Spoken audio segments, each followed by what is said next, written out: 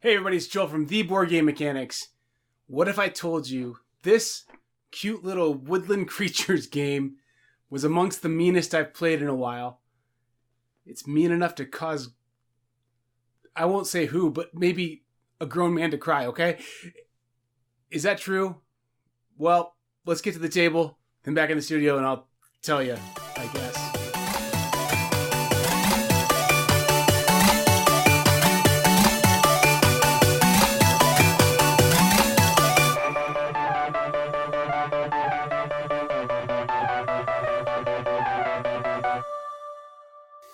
Alright, in Goodcritters, everybody starts off with a standee of their guy, some cards that match the avatar they're playing as. We start off with some loot cards as well. So we get one of each denomination of loot. We also start off, if we're going to play with some optional rules here, we start off with some of these bribe cards and bribe tokens. We start the game by making a certain number of equal size piles, roughly the same size. Not going to matter that much because we're only doing this to determine where we're going to put this card, the fuzz, which is going to determine when the game will end. Based on the setup I have here, I would place the fuzz in this pile, shuffle it up, and then I would stack these stacks all on top of each other until I have one pile of loot cards. Now I know that the fuzz is somewhere in that bottom third of cards. Not exactly sure where it's at, but it's kind of a timer, kind of a random, oh boy, here it comes kind of element in this game. When we play the game, one person's going to play as the boss. The boss is going to be in charge of distributing the loot. How we determine the loot is we take the number of players in the game plus 2 loot cards from the pile here. So in a 4-player game, I'd take 6 loot cards. I'm going to flip them face up. And I'm going to, as the boss, I distribute this loot. So as the boss, I can try and just make this worthwhile for myself while making everything else as equal as possible. So what I could do is I could say, here's 5,000 for you, 5,000 for you, 5,000 for you, and 7,000 for me. And hope that everyone votes yes on that. But what's the fun in that when I can do something more like this? I'm keeping this, and I'm telling these two guys, I need them to vote yes for me in order to outnumber him, and they get a bigger cut of the loot. Or I could get real grimy with it and really try and work a crazy deal out where I say to this guy, hey, you know what? I'm going to give you a nice load next time, but I need you to put a rob onto this guy that we're shortchanging, so he has to guard. He can't vote no against me. And I'm promise you in the future, I'm going to give you a promise that if you vote yes, this is the expansion, you get a little extra money in it for you. Because I'm going to clean up with this group of cards right here that I have set up. So, that's an example of something that you could do that's just all number of situations and creative ideas that can happen in this game. So we talked about robbing a little bit. Let's talk a little more about robbing. Let's say my friend the fox here is getting a little cocky, so I tell him I'm going to rob him. I make a threat to him. I threaten that I'm going to rob him. And when I rob him, I'm going to get some of his loot. So, he has to make a decision now. He has to figure out, am I bluffing about that? And I'm actually going to vote yes with the boss? If I figured out a way to scam, what am I doing here? Am I really going to rob him? So his safe bet is he plays his guard card down. That's the safe bet for him. However, he doesn't know that for sure I'm picking rob. So if he does pick the guard card and I do rob him, he gets to rob me back basically because he did such a nice job guarding his loot. If he doesn't prepare for me to rob him, then he gets robbed. So that's the robbing element in this game. If we can't come to an agreement with the boss, then the boss goes to the next player. We flip over a couple more loot cards, push all the loot in the middle of the table, and we try and resolve things again. We keep doing this until the fuzz card shows up. Then whoever has the most money in their loot they've secured, face down in front of them loot, wins the game.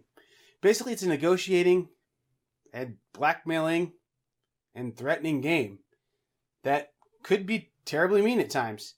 Thankfully, we play with cute little avatars and no one's feelings get hurt. So that is an overall kind of view of how you play Goodcritters. You know, you take turns being the boss, you're divvying the loot up, people decide if they like it or not. And so It's a negotiating game, 100% just a negotiating game. And it's the craziest negotiating game because, there's some weird deals that happen in this game. So there's times where you tell someone the most absurd things, like, hey, I want you to rob me. And if you rob me, it's fine. I won't fight it. Like, so you want people to intentionally, like, take your cards and rob you because you don't want them to vote no against what you're doing as the boss, maybe.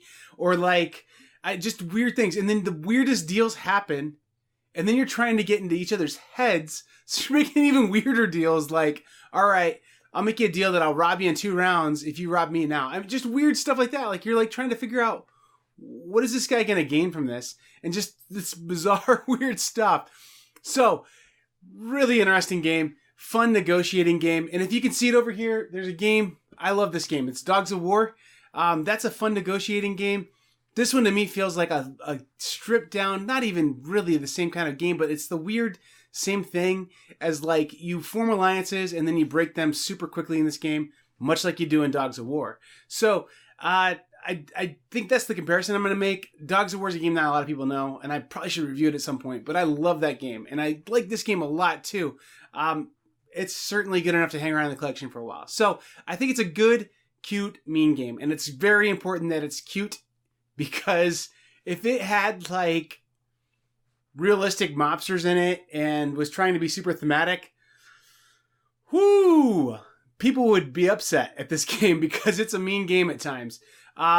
It's the sort of game that really has such loose and few rules that you're making the rules in the negotiating as you go.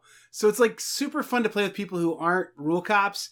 So you make the weirdest deals. Like, I'll give you these 3 undisclosed loot cards for you just automatically giving up your boss position. Or things like that. Or when I'm the boss next, I'll make sure that I treat you favorably if you give me extra loot now. I mean, just weird stuff like that there's no rules against it. That's what the whole game is. It's making these weird situations happen.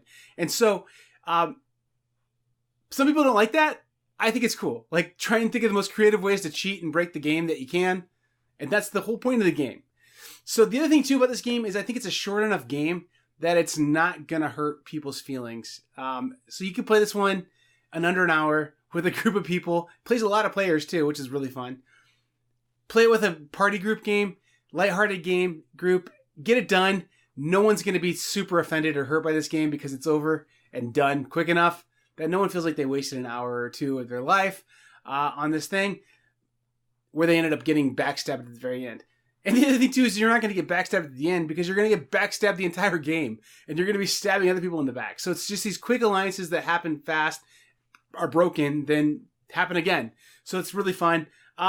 The only negative I can think is people could get mad at this. So I wouldn't play this with extremely ill-tempered or extremely competitive people because it really is like, this is one of those games that if you have a real min-maxer in your group and you have someone who's, like, really, I don't know, insecure about, like, not winning or something like that, they're going to call this game, it's a popularity contest. I mean, this is going to be like something that a player that you know who I'm talking about, if that person exists, they're going to be upset. You know what I mean? So I wouldn't play with that guy. I would just stick with whatever he wants to play. That's heavy and whatever. And this is for fun, wacky groups that like to laugh and don't get their feelings hurt too much.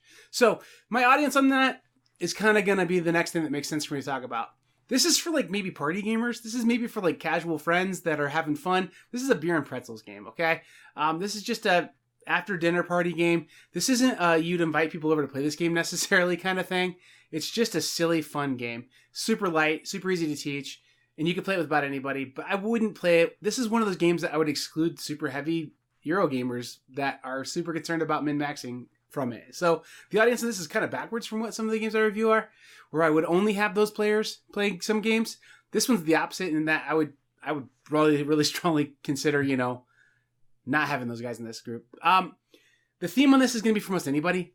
Like, this might be one that if you took it to church camp or something, people might get upset. You probably couldn't bring it into a school because of the presence of guns and things in it. But other than that, it's pretty abstracted. It's like we're basically trying to negotiate these numbers and then vote yes or no if it's fair or not, or if it's fair enough that you can be okay with it. So where do I put my rankings on this guy? the fun is the strong point of this game. This game's a 5 out of 5 fun if you get the right group. It could be a 1 out of 5 fun if you have some real like fun stompers in your group, but it's a 5 out of 5 for fun if you find the right group and enjoy it with them. So I would say try and find the right group and enjoy it and have fun. So find fun people, play it, and have the fun experience if you're going to play this game. And then you'll have a 5 out of 5 experience for the fun. The replayability of this game is really kind of the weak point. It's a filler game. It's a transitional game. It's an after dinner game. And so because of that, it's going to get played as much as it should get played. I don't think this is a game that I would, again, specifically have people over to play. I don't think it's a game that I would play 5 times in a night because it would get pretty samey pretty quick. But given the opportunities it's going to have and the kind of real estate this thing occupies, I think it's perfectly good that it's okay where it's at for replayability. It's going to be a game that you'll play every couple months and enjoy it and have fun with it. And you'll know the right groups as you play it. So this is one that you'll probably play it. I mean, I played it a couple times with the wrong people and it wasn't fun. And then I played it with the right people a few times and it certainly was fun. So you'll figure out which groups this is good for. And then when you have those groups there, it's going to be a lot of fun and it will be fresh and fun for those groups because they aren't going to be present all the time. So even though the replayability might get a 3 out of 5 on this, I would say it's still strong. Strong enough for a filler game, strong enough for the opportunities you're going to have to play this game, if that makes sense. The art in this game is a 4 out of 5. I think that whoever did the art direction in this game knew they needed to put little cute, adorable critters in here because people could potentially have hurt feelings if they didn't have little cute critters in this game. So I think the art and the presence of the little critters for sure gives it a 4 out of 5. It's a strong point of this game. So now what's my overall final ranking for this guy here? I'm going to give it a 4 out of 5. I think that's a strong rating for this game. I don't typically love these kinds of games, these little filler games, and I don't give them super high ratings. This one's getting as high a rating as anything in that category goes. So I think it's a really good pick. I think it's really fun. If you like negotiating games, so if you have a group that likes to negotiate stuff, but you don't have time to play Sidereal Confluence or Dogs of War or something like that, this is a good quick one to put on the table. It's pure negotiating. Really fun for that. 4 out of 5 final rating. And I would pick this one as like my kind of like party game, filler game with the right crowd, super fun game. Which is a lot to put in that box down there. So it'll probably just say something else. I don't know. Anyway, yeah. So I've been Joe with the Board Game Mechanics, and Goodcritters is a lot of fun. And keep gaming. We'll see you around. Maybe sub. Maybe think about giving us a like. Maybe think about helping me mute my computer so it doesn't make chime sounds. I don't know. Whatever. We'll see. Thanks for watching.